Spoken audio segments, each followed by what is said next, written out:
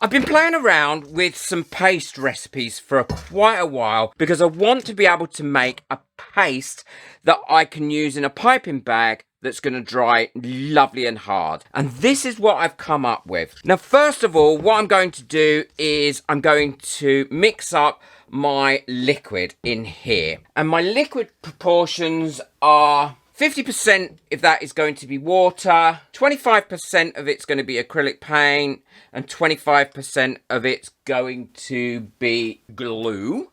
And that is a white glue. And all I'm using is these little shot glasses for that. And I'm putting in here to mix because that way I can make up a bit and then use it whenever I want to by just putting the lid on it because it keeps really well. So the first thing I'm going to start with is my water. And I'm using shot glasses here to mix this up with. I'm going to be using 6 of these. 2, 3, 4, 5, 6. So now I need 1.5 of the shot glasses of white paint. And this is white acrylic paint, so I'm going to fill that right to the top, get that out. So 1.5 of those, so that's 1, and then we can do 50%, and the same for white glue. And now I've got all that in there, all I need to do is pop the lid on, make sure it's on there tight, and give that a bit of a shake. And that'll mix all that in. It makes life so much easier, because this will make me loads. It will foam up a little bit, but don't worry about that. Those bubbles will soon disperse. And the best thing to do is give that a really good mix until you're ready to use it. So now I've got that all mixed up and that's been sitting there about 10 minutes. I can make up as much of this as I like because I don't have any real exact science of how much I make up. So I put some joint compound, and this is powdered joint compound, into a bowl like this. And then I pour some of my mixture in until I get to the consistency that I want. And remember, you don't want it too stiff because you want to be able to pipe it out. But again, you also don't want it too thin so that when you finish piping it out, it just flops down. And that's what I've had in the past. I've made some. I've tried lots of different recipes for this. And each time I've done it, it seems to have flopped down and lost all its shape and positioning.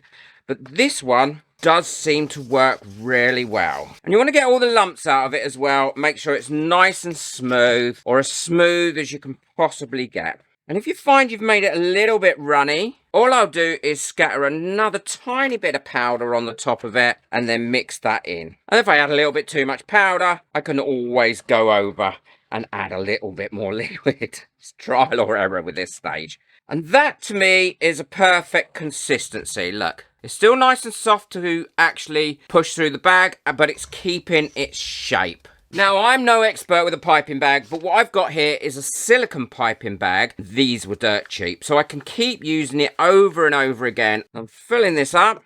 And whenever you rinse anything else like this out, don't pour it down your sink, because the last thing you want to do is be blocking your sink. Now I'm going to twist that up like that until my paste comes out my end. I've got an old piece of hardboard here that I'm going to be using because I want to make sure whatever it's on, it's porous so it can dry out. So all I'm doing is a little flower or a little shape. Now, anybody that is good at piping or anything like this will probably be thinking this is awful. But look how easy that pipes out. Look how easy that keeps its shape, which is really important. Now, I'm going to do some boxes with this and do some shapes as well with it in a later video, but I just wanted to show you how well this actual paste works and how well it dries out. Now, I will leave this probably for 24 hours before I do anything with it to give it time to really dry lovely and hard. Really does keep its shape. Look at that.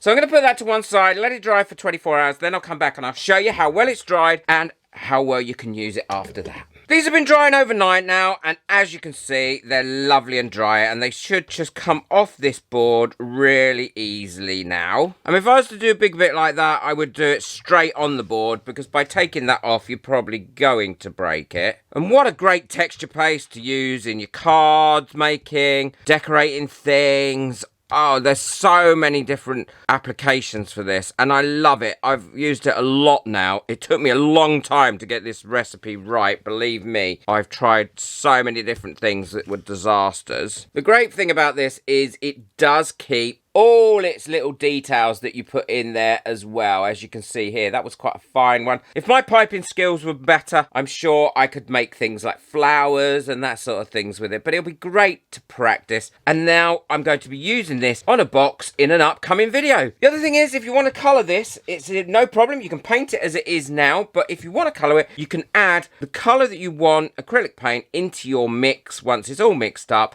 and before you put it in the piping bag, and then you can pipe straight away in colour, which I will probably show you on that box coming up soon. So make sure you hit that subscribe button and ring that notification bell so you don't miss out on the box video and any future videos. Take care, enjoy your crafting, bye.